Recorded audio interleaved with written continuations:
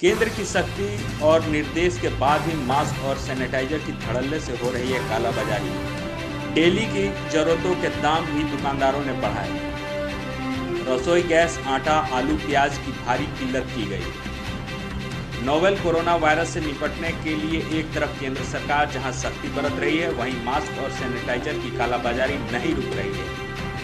झारखंड के शहरी इलाकों में 100 ml का सैनिटाइजर 165 रुपये से लेकर 240 रुपये में बिक रहा है। वहीं सर्जिकल मास्क 10 रुपये की बजाय 60 रुपये में बिक रहा है। N95 मास्क 100 रुपये की जगह 200 रुपये से अधिक में बिक रहा है। राजधानी रांची के हिनू, अपर बाजार, रातू रोड, लालपुर, बिरसा चौक, मेन रोड में मास्क और सैनिटाइजर की धड़ल्ले से कालाबाजारी की जा रही है। केंद्रीय खाद्य आपूर्ति मंत्री रामविलास पासवान ने सभी राज्यों के सीएम और मुख्य सचिव समेत अन्य से अपील की थी कि 200 ml का सैनिटाइजर 100 रुपये में और सर्जिकल मास्क 10 रुपये में उपलब्ध कराएं, पर इनका आदेश कोई नहीं मान रहा है। वहीं लॉकडाउन के बाद आटा की भारी किल्लत हो गई है। कुछ जगहों पर राशन के स्टोरों को जबरन पुलिस द्वारा बंद करा दिए जाने के बाद से पैकेट आटा लोगों को नहीं मिल रहा है।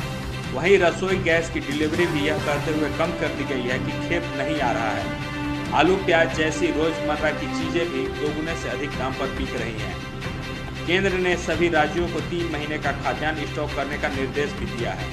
लाइव झारखंड ब्रेकिंग के लिए ब्यूरो की रिपोर्ट।